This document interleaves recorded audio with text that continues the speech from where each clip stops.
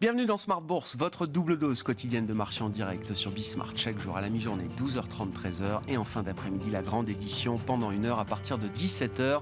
Rediffusée à 20h sur Bismart TV. Émission que vous retrouvez chaque jour en replay sur bismart.fr et en podcast sur l'ensemble de vos plateformes.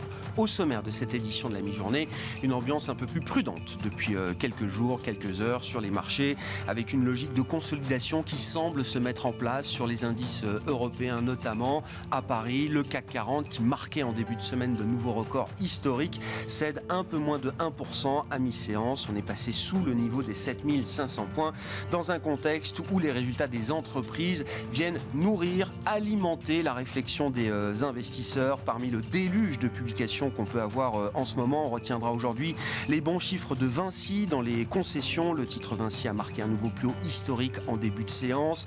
Les chiffres de Orange ou encore de Danone sont appréciés par les investisseurs.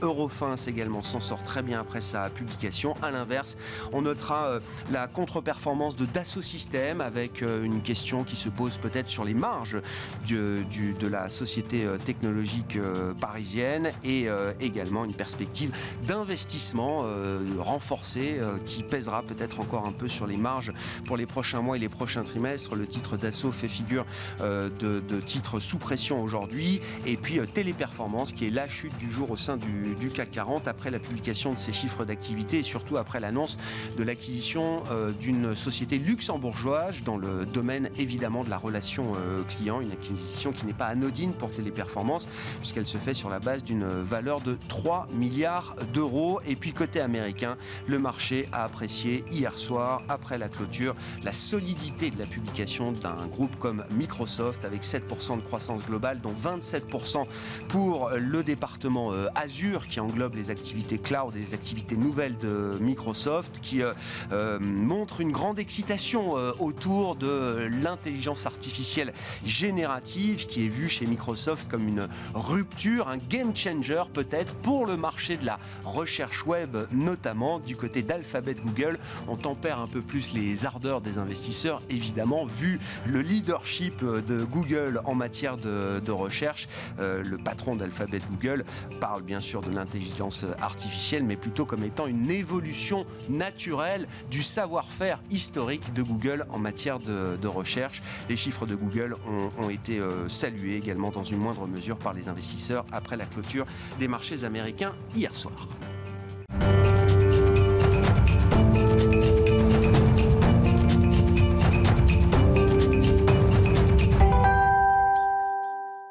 Parlons justement de ces résultats d'entreprise. On est dans cette séquence où la micro et la macroéconomie s'entremêlent. Olivier Quinty est avec nous en plateau, le responsable des gestions pilotées chez Edmond Rothschild Asset Management. Bonjour et bienvenue Olivier. Bonjour Grégoire. Effectivement, on essaye toujours de tirer des enseignements macro, des résultats microéconomiques des entreprises, mais focalisons-nous peut-être sur la partie micro. Déjà, on a peut-être un quart du S&P 500 qui a publié d'ores et déjà. On aura peut-être la moitié des publications du S&P 500 en fin de semaine. Côté américain, Olivier, quels sont peut-être les enseignements un peu quantitatifs déjà qu'on peut retirer des premières publications ?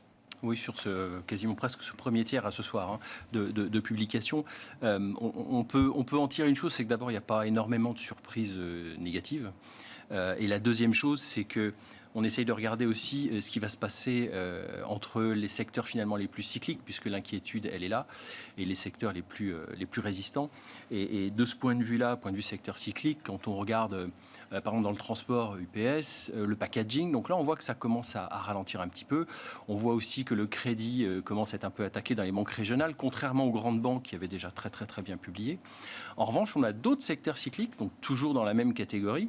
On va retrouver l'aérien avec aussi bien les compagnies aériennes que General Electric sur la partie moteur d'avion, où là c'est exceptionnel. General Motors dans l'auto qui remonte ses guidance, ou même la construction, puisque on s'attend bien sûr, enfin c'est quelque chose qu'on attend sur un point de vue macro, c'est un ralentissement du prix des loyers, mais ce qu'on voit c'est que la demande étant là, le prix des nouveaux loyers, eux, commence déjà à se reprendre un petit peu. Donc sur cette période de publication, on a quand même revu globalement de 7% d'attente, on est maintenant de plus 7, pardon, on est plutôt à moins 5. Ouais. On a fait quand même un petit chemin. Un chemin de révision, et on le verra tout à l'heure sur l'Europe, le chemin n'est pas du tout le même sur les révisions avec avantage à l'Europe. Et dans ces mouvements de magma finalement, l'essentiel, on a encore l'énergie qui tient, les financières qui prennent le relais, mais surtout les industriels, la consommation discrétionnaire, qui vont être dans le vert. Tout ça sur fond de chiffre d'affaires au global, qui vont être relativement flat, autour de 1% de hausse. Donc l'attente globale sur l'année, cette fois-ci, ça reste toujours moins 0,3 pour l'instant sur les US. Donc on voit bien cette fameuse récession des profits où ils ont été revus en permanence. Et sur l'année, pour l'instant, on attend cette fameuse récession des profits. Le marché, en revanche, lui, il a l'air de saluer à la fois les résultats qui sortent, parce que finalement, ils sont plutôt en moyenne supérieurs aux attentes. Ils surprennent même pour certains assez positivement. Et donc, ça laisse un sentiment pour l'instant d'un cycle qui a l'air de vouloir un peu perdurer. Et puis, une récession qui se prolonge un petit peu. Enfin, qui se prolonge, pardon. Qui se reporte encore un petit peu dans le temps, c'est ça, voilà. Olivier? Parce que l'idée est toujours, encore une fois, sur la base des informations communiquées par les entreprises cycliques, en l'occurrence, on essaye de voir un petit peu quel peut être le schéma macroéconomique devant nous. Je ne sais pas si les entreprises sont les meilleurs prévisionnistes macroéconomiques, mais ce sont quand même des informations importantes. Qu'est-ce que ça nous dit effectivement de l'éventualité ou non d'une récession dans les prochains mois et les prochains trimestres aux États-Unis? Alors c'est sûr que c'est le facteur macro et le facteur taux d'intérêt, notamment taux d'intérêt réel avec le retour de l'inflation, qui a été le principal facteur qui a touché les marchés d'actions et qui a généré ces baisses l'an dernier, effectivement, et le repricing, enfin le fait qu'on va les valeurs sont sans doute un peu trop chères. Ce facteur taux, il est encore là, tout simplement parce que l'inflation, pour l'instant, elle a commencé à baisser. On a fait la partie facile de la baisse. Maintenant, il reste la partie salariale. Et là, on voit que ça tient, voire même sur certains segments, ça remonte un petit peu. On serait autour de 6,4 de croissance des salaires. Donc, on n'est pas encore en train de ralentir fortement. Donc, très loin d'arriver, quand on regarde un peu plus loin, aux 2% de la cible d'inflation de la Fed. Ça veut dire que le facteur taux va être encore un peu prédominant parce on s'attend à 0,70%, 70 BP de baisse des taux d'ici la fin de l'année. Ça paraît difficile avec un rythme d'inflation qui paraît encore quand même assez élevé. Une Fed qui va rester vigilante, ça c'est très clair, elle a été très claire sur ce point-là. C'est sa priorité aujourd'hui, l'inflation. Et en même temps, comme on le disait, côté micro, on a des entreprises qui arrivent à manager cette période de ralentissement, à gérer les mix de marge, à passer des hausses de prix. On a vu aussi, et on l'a vu sur les résultats 2022, certains secteurs surprenamment qui ont réussi à passer des hausses de prix, là où on ne s'y attendait pas forcément. Donc elles ont eu du pricing power.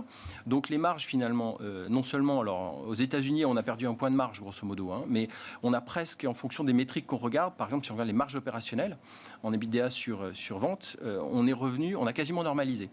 Si on regarde en bénéfices attendus sur les ventes, en revanche, on est passé de 13 à 12, donc on a perdu un point de marge. Mais ça peut encore continuer. En tout cas, le trend continue. Alors qu'en Europe, de ce point de vue-là, on est sur des marges qui continuent de monter, de 8,5 quasiment à 9. Donc on est quand même, on est assez favorisé en Europe. Et si on regarde ce qui a contribué à ces hausses de marge, et là aussi on pourra reparler des secteurs cycliques comme l'automobile, eh bien on a la partie matière première où on a l'acier qui a été divisé par 2. Donc ça va mettre du temps à se matérialiser dans les résultats des entreprises. D'abord les prix vont rester relativement élevés parce que la demande est là. Et ensuite les prix des matières, en fait, il faut d'abord écouler le stock de matières que vous avez rentré à un coût qui était quand même très élevé. Donc tout va dépendre des stocks qui ont été faits, à quel prix, et c'est là où on pourra apprécier ou non de la qualité, en tout cas de la durabilité, de la soutenabilité de ces marges. Intéressant évidemment toujours le secteur automobile. Si je regarde les niveaux de valorisation du secteur automobile en Europe, malgré des marges opérationnelles liées au Covid, aux perturbations du Covid qui ont atteint des niveaux exceptionnels pour l'industrie, le marché n'achète pas l'idée justement que ces marges sont soutenables dans le temps. Non, je vais prendre l'exemple de Stellantis, mais c'est vrai qu'on est toujours à 3 de PE, 0,8 fois la book value. Donc ce sont des niveaux presque de crise, de forte crise, alors que la demande est là. Ils ont monté leur revenu de 18% l'an dernier, certes tiré par la composante américaine, mais C'est leur marché aussi. Voilà, oui. c'est leur marché. Maintenant, c'est leur marché. Et ils ont monté leur marge. Dans une année où vous avez les coûts matières qui montent, les salaires qui montent, et vous avez des pénuries de puces. Donc l'analyse qu'on peut faire si on regarde un petit peu devant nous, c'est que cette pénurie de puces qui a permis d'ailleurs, qui est un des éléments qui a permis de monter les prix chez les constructeurs automobiles, en fait, on s'aperçoit qu'elle est loin de se résorber. C'est-à-dire qu'en fait, les puces, quand on regarde les puces, les 8 bits, les 32 bits, on voit que ça commence à s'améliorer. Il y a de moins en moins de goulets d'étranglement. En revanche, sur les puces spécifiquement pour l'automobile et notamment pour les véhicules électriques, là, on est encore sur des prix très élevés et qui n'ont absolument aucune tendance à la baisse. Alors, la bonne nouvelle, c'est que ça veut dire qu'ils vont maintenir des prix élevés, donc ils vont garder ce pricing power. Avec le temps qui passe, ils vont pouvoir commencer à écouler des stocks de matière un peu inférieurs. Donc effectivement, on peut avoir des squeezes de marge encore positifs de ce point de vue-là. Donc de bonnes surprises à attendre sur les marges.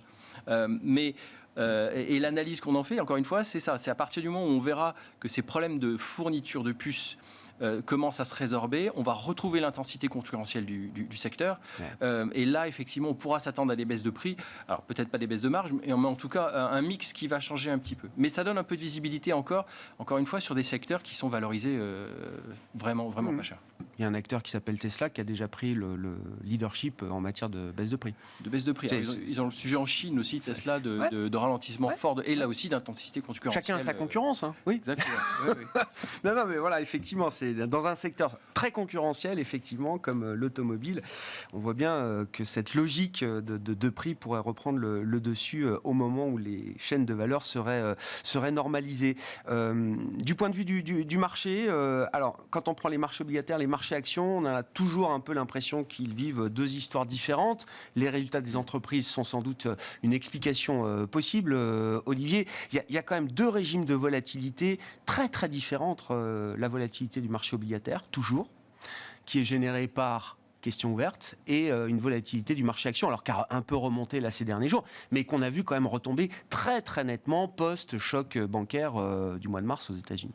Oui, la volatilité sur les actions, elle s'est quasiment normalisée. Enfin, on a eu un petit pic, les volatilités implicites, mais même les vols réalisés, au fur et à mesure que le marché monte et qu'il tient, en fait, petit à petit, même la vol réalisée tient relativement bien. Et en relatif, la volatilité des taux est extrêmement élevée. Alors, même si elle s'est détendue quand même par rapport à l'an dernier, on reste sur des régimes très élevés parce qu'on a cette incertitude macro. Et l'incertitude, effectivement, du comportement des banques centrales. Est-ce que, du jour au lendemain, la Réserve fédérale va nous dire, finalement, ma cible d'inflation, c'est pas 2, mais 3 ? On en doute très fortement. Enfin, aujourd'hui, c'est pas du tout l'objectif.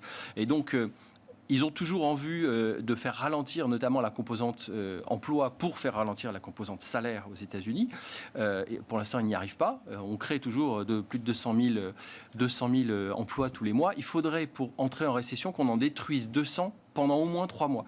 Donc, on en est encore assez loin. C'est pour ça qu'on dit que je disais la récession, c'est comme la retraite. C'est plus on avance, plus elle... Plus l'horizon s'allonge. Plus l'horizon s'éloigne.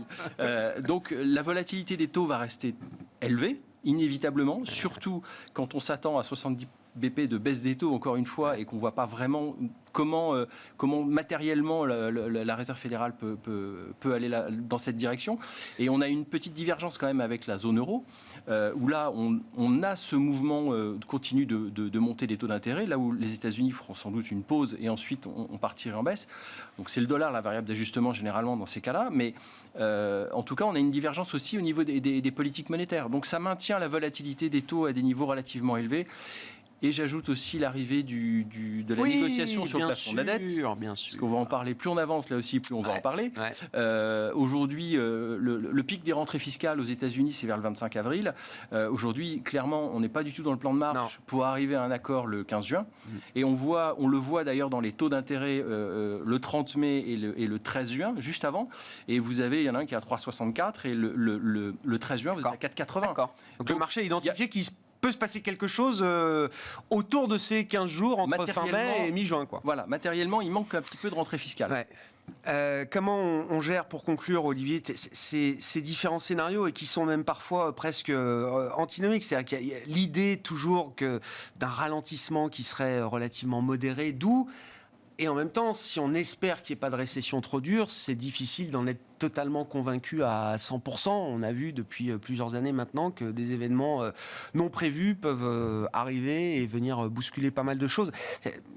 Qu'est-ce que ça implique dans la gestion de portefeuille aujourd'hui ?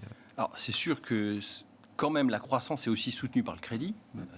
Et là, on a quand même quelque chose qui arrive, c'est effectivement ce ralentissement de l'octroi de crédit, on le voit clairement, et ça met un petit peu de temps à se matérialiser, au même titre que les hausses de taux mettent du temps à se transmettre dans l'économie, et on va commencer un peu à entrer dans le dur, d'ailleurs, de ce point de vue-là. Donc, tant qu'on a cette inversion sur les courbes des taux, on voit bien que ça va peser globalement, évidemment, sur la macroéconomie. En revanche, on a quand même un consommateur final qui est là, une confiance des consommateurs qui est quand même plutôt très bonne et qui arrive à consommer malgré les hausses de prix. Et retenez aussi qu'avec des salaires en croissance à 5%, si vous avez votre inflation qui commense à arriver à 5% et que les courbes se croisent, et bien sûr. Vous allez vous retrouver avec un effet de salaire réel positif. Ouais. Voilà. Donc, quand on met tout dans les plateaux de la balance, ça incite bien sûr quand même à une certaine prudence, mais c'est difficile d'être complètement en dehors du marché. Je reviens juste sur les valorisations, c'est que bien sûr le marché américain paraît un petit peu cher, ajusté du cycle, on est quasiment sur les plus hauts, on est sur les 95e percentiles de valorisation depuis 1929. On est un peu cher. Si on regarde en termes de PE, en price earning, et qu'on retire les 6 plus grandes capitalisations, exercice classique avec Amazon, Tesla, Apple, Facebook et Google, en fait, le marché, il n'est pas à 17%, il est à 14,5%. Ouais. Donc, en réalité, on a 95% de la cote qui n'est pas si cher que ça. Donc, on préfère, encore une fois, on va avoir une position clairement prudente, parce qu'encore une fois, cette récession, elle arrive. Elle est en partie sans doute pricée, mais voilà, plutôt prudence, et c'est encore le facteur taux qu'il va falloir vraiment observer. Justement, les valorisations qui offrent un droit à l'erreur pour les investisseurs, on va en parler ou en reparler dans un instant avec d'autres invités juste après vous. Merci beaucoup Olivier. Olivier Quintier, responsable des gestions pilotées chez Edmond Rothschild Asset Management, qui était avec nous en plateau pour cette édition de Smart Bourse à la mi-journée.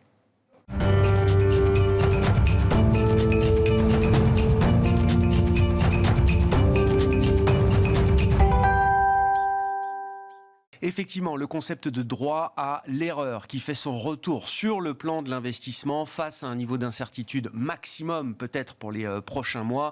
Il y a face à cela le retour des rendements et des valorisations d'un pan du marché action qui reste parfaitement acceptable pour les investisseurs qui doivent se saisir de ce droit à l'erreur. C'est ce que nous expliquait hier Adi Lamor, le directeur général de Shelter Prince Gestion, qui était avec nous en plateau.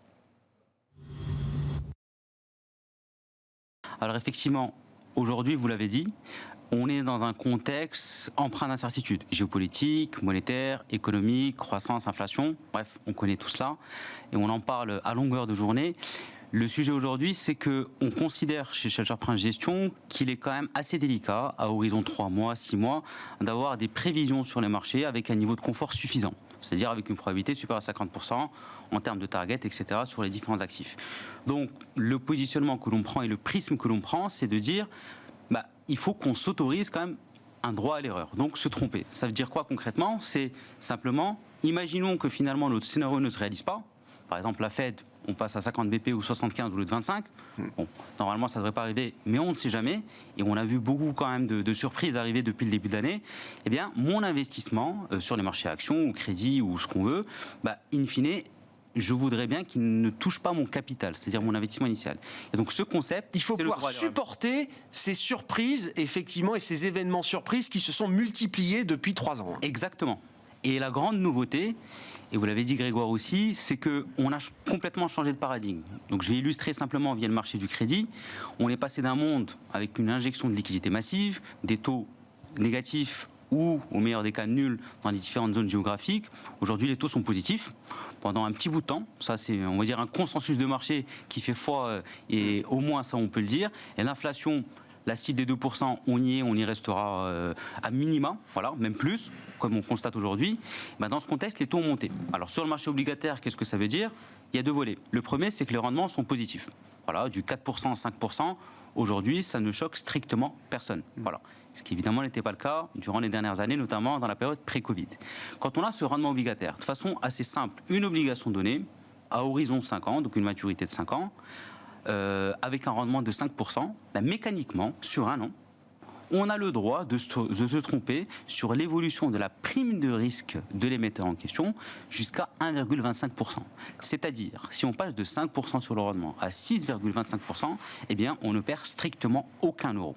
Ça, c'est le fameux pas de perte en capital. Pas de perte en capital. De 5 à 6,25% de rendement. On rappelle, hein, ça veut dire que baisse de la valeur du papier obligataire, Ouais. mais c'est pas une baisse qui entame le capital par rapport au rendement, à la compensation qu'on a en termes de rendement. C'est exactement cela. Et mécaniquement, ce qu'on dit, c'est que évidemment, on doit continuer à faire des anticipations de marché. C'est notre métier. Et c'est ce qui nous anime, naturellement.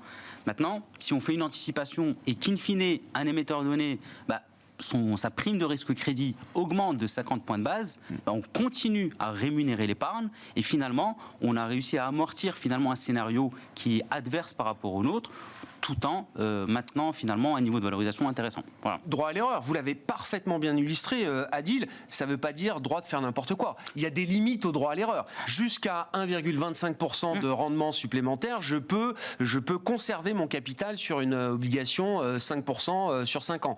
Tout à fait. Qu'est-ce que ça veut dire en matière d'investissement et comment ça va se traduire pour un investisseur dans le marché de crédit aujourd'hui? Est-ce que ça veut dire que toutes les opportunités sont bonnes à saisir? Comment on sélectionne justement en intégrant cette idée d'un droit à l'erreur, d'un matelas de confort qu'on peut avoir aujourd'hui sur ce marché de crédit? Alors effectivement, ça c'est un point qui est fondamental. Tout n'est pas acheté au niveau du marché d'aujourd'hui. Voilà, ça c'est évident. Par contre, il faut vraiment avoir cette petite musique en tête sur le marché obligataire. Il y a du rendement et on a le droit de se tromper un petit peu. Pas trop, mais un petit peu. Ça c'est fondamental. Par contre, il y a, on va dire sur le volet maintenant un peu plus spécifique, et on l'a dit, la macro c'est extrêmement intéressant, mais les liquidités ne sont plus aussi abondantes, donc elles drivent moins les évolutions, on va dire tendancielles au niveau des marchés. L'analyse des émetteurs, la sélection des titres et des structures de financement est fondamentale. Je vais illustrer simplement. On veut financer une entreprise, par exemple industrielle. Un exemple, par exemple Peugeot, ça, imaginons. Si on finance Peugeot qui a un bilan avec des liquidités qui sont, on va dire, omniprésentes, qui arrive finalement à transformer aussi le fameux EBITDA en liquidité palpable, pas juste un artifice comptable.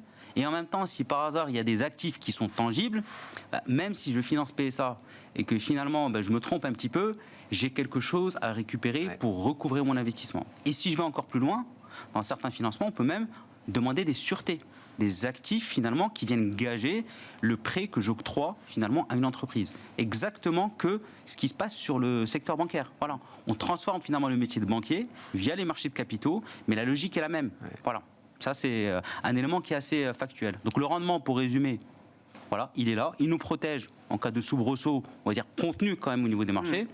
Et sur le risque potentiel de défaillance d'un émetteur, pour faire une bonne sélectivité dans ce que l'on veut acheter ou pas, là, c'est de l'analyse au cas par cas, structure bilancielle, qu'est-ce qu'on a concrètement, est-ce que c'est du tangible ou pas, et bien sûr, si on peut avoir des sûretés pour se sécuriser, là, on a le Graal. Voilà. Quelle est la translation de ce droit à l'erreur? Alors parfaitement clair sur le plan des marchés de crédit, sur les marchés actions. Ce droit à l'erreur, il existe aussi pour les investisseurs actions. Effectivement, et en tout cas, nous, c'est vraiment notre leitmotiv. On pense qu'on est dans un environnement où, pour nos investisseurs, on doit chercher des supports et des stratégies d'investissement qui embarquent un droit à l'erreur. Donc sur le marché du crédit, on va dire c'est l'illustration qui est naturelle. Ouais. Sur le marché action, on translate le même raisonnement. Comment? Déjà, le premier point, c'est que aujourd'hui, je pense qu'il est quand même assez difficile de parler de style à plébisciter l'un versus l'autre. Les fameux styles de croissance, très bien, qui ont été poussés par la baisse des taux, par la liquidité extrêmement accommodante et tout ce que l'on connaît évidemment des cycles d'accommodation monétaire des banques centrales, versus la value, voilà, des valeurs qui sont pas trop chères, en espérant avoir une recovery qui est intéressante. Aujourd'hui, en termes de style, le monde a changé, il faut être assez agnostique. Ça, c'est un point qui est assez important. Maintenant, concrètement, je vais l'illustrer assez simplement. Je vais donner un exemple sur, par exemple, le secteur du luxe. Voilà, secteur du luxe. Des entreprises comme LVMH ou comme L'Oréal, certes, les valorisations sont extrêmement élevées. Ça, c'est ce que l'on entend tous les jours, et c'est vrai, en termes de multiples de ratio cours sur bénéfices, etc. Mais, in fine, ce que l'on constate, on va dire dans l'environnement économique dans lequel on se trouve aujourd'hui, c'est-à-dire une croissance qui est molle, voire négative légèrement en termes réels, même si en termes nominaux ça va augmenter avec l'inflation, il ne faut pas l'oublier. Voilà, ça c'est un point qui est important. Mais bien sûr. De l'inflation. On le voit dans les résultats et les chiffres d'affaires des entreprises. en valeur. Exactement. Et ça, c'est un point qui est assez crucial. Donc, croissance molle, inflation qui est installée, des entreprises du luxe réussissent à impacter finalement la hausse des coûts sur leurs marges, sur les prix finaux. Et dans des périodes de stress de marché, elles baissent mais pas trop. Et depuis le début de l'année, on a des performances qui sont à 2 chiffres, avec une volatilité qui est contenue. Le droit à l'erreur, concrètement ici, il signifie quoi ?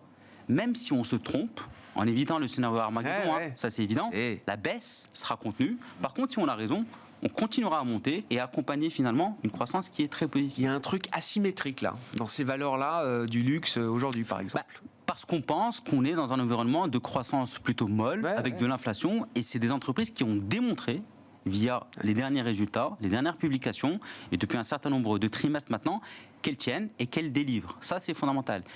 Autre exemple, le secteur bancaire. On se rappelle évidemment de l'événement Crédit Suisse, qui a marqué bon nombre d'investisseurs depuis le début de l'année. On a eu des entreprises européennes systémiques sur le secteur bancaire, en France, en Italie, en Espagne, qui ont perdu 20%, 25% de leur valeur.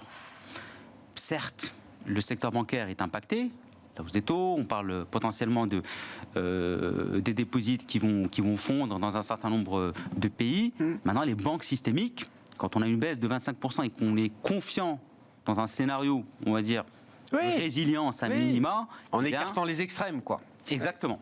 Et qu'on a des niveaux de valorisation qui sont intéressants, le risque de baisse additionnelle, il est contenu. C'est intéressant parce que à travers ce concept et ce prisme du droit à l'erreur, on voit qu'on peut être très à l'aise avec des valeurs chères et des valeurs pas chères du tout, comme le secteur bancaire. C'est pas le PE qui fait la différence de ce point de vue-là. C'est exactement ça. Et il est clair que c'est pour moi un nouveau biais de réflexion, et c'est pas trivial. Quand on est habitué, quand on voit les performances sur les 10 dernières années des GAFAM, des Google, des Amazon, etc. Là aujourd'hui, on est passé, on le dit dans notre jargon, c'est un anglicisme, on est passé vraiment de Wall Street vers Main Street. Voilà, c'est la réalité des chiffres qui parlent. Une valeur de croissance, même dans le luxe, dans la tech ou dans ce qu'on veut, même si elle vaut 30 ou 40 fois ses résultats, sa résilience dans le cycle actuel et sa capacité à baisser modérément et à augmenter en suivant le marché, c'est ce qui finalement donne un attrait ou pas. Voilà. Ça rouvre pour l'investisseur un champ des possibles qui était considérablement réduit pendant tout le cycle précédent. Adil, est-ce que c'est le retour du bon vieil équilibre 60-40 ou 40-60 ou 70-30 ou 30-70 Chacun a sa manière de dire les choses, mais voilà, portefeuille équilibré, actions, obligations, l'outil traditionnel, on va dire, de la gestion un peu patrimoniale pour dire les choses. Ce qui est évident pour moi, c'est qu'aujourd'hui, finalement, le portefeuille équilibré obligation-action, le portefeuille classique usuel de l'investisseur patrimonial, il retrouve de la valeur. Et ça, c'est depuis que les taux ont monté. Ça, c'est évident. Donc, en termes d'allocation, si on prend un tout petit peu de hauteur, sur le volet, on va dire top-down, c'est-à-dire en allant par le haut vers le bas, avoir un peu d'obligations, 60, 50 ou 70, après tout est une question de cuisine mathématique, si je puis dire, et 30, 40 ou 50% d'actions, ça a du sens aujourd'hui en termes d'allocation. Ça, c'est fondamental parce que on a du rendement qui est embarqué, structurellement, et ça nous protège. Maintenant, au niveau de chaque poche, la poche obligataire, il faut bien choisir ses émetteurs. Est-ce qu'on va sur, par exemple, tout ce qui est consommation discrétionnaire, tout ce qui est lié aux loisirs, au secteur auto? Est-ce qu'on va plutôt financer des bancaires? Là, il faut aller au cas par cas. Et un point qui est extrêmement important, il faut être très attentif sur les murs de refinancement. Les murs de refinancement, c'est quoi? Si on finance une entreprise à horizon 2024, très bien, et qu'il y a un mur de dette de 3 milliards en 2024, personnellement, je trouve ça un tout petit peu dommage. Rallonger un petit peu, pour éviter ce qu'on appelle, les murs de la dette, on en a aux États-Unis et on en a aussi pour toutes les entreprises. Ça, c'est quelque chose d'extrêmement important. Et sur le volet action, le droit à l'erreur aussi d'un point de vue construction et allocation de portefeuille, c'est un côté agnostique. La cherté, ce n'est pas le leitmotiv unique. Mixer un petit peu les styles et s'autoriser, encore une fois, un scénario qui n'est pas celui qu'on avait anticipé, tout simplement. Adil Amor, directeur général de Shelter Prince Gestion, qui était avec nous, l'invité du quart d'heure thématique hier soir de Smart Bourse. Voilà pour cette édition. On se retrouve à 17h en direct sur Bismart.